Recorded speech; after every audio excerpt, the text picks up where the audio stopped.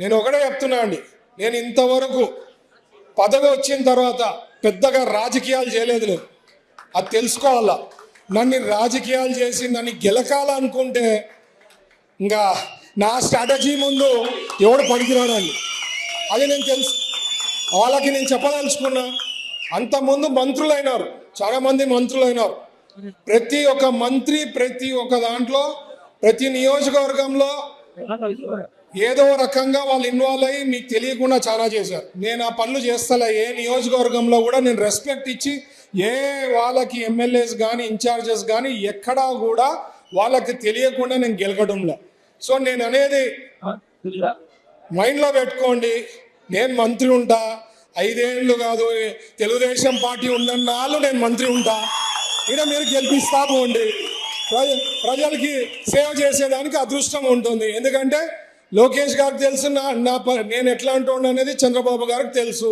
మీరు ఎంత చెప్పినా ఎంతకి గెలికినా అక్కడ ఏమి మారేది ఏమి ఉండదు. సో సబ్జెక్ట్ మీరు తెలుసుకోవాల్సింది ఏమంటే, నన్ను ఊరికే గెలకద్దండి.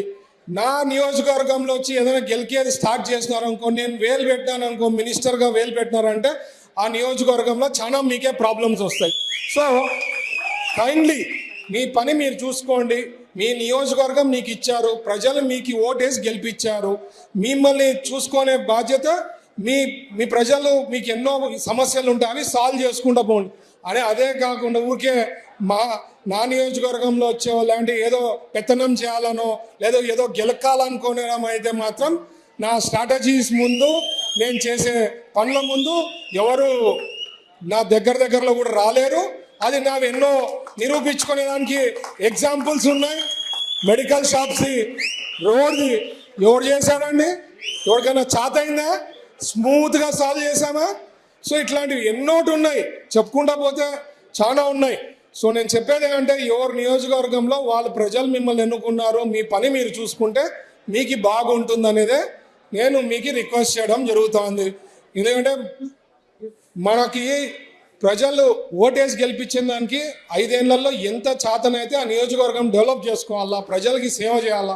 ఇప్పుడు ఇండస్ట్రీస్ మంత్రిగా నాకు ఇచ్చిన అవకాశం వచ్చింది, ఒక గోల్డెన్ ఆపర్చునిటీ వచ్చింది. ఓరకల్ ఇండస్ట్రియల్ పార్క్లో ఎంత వీలైతే అన్ని ఇండస్ట్రీస్ రావాలి. ఎవరికి ఇండస్ట్రీస్ వస్తే ఎవరికి బాగుంటుంది?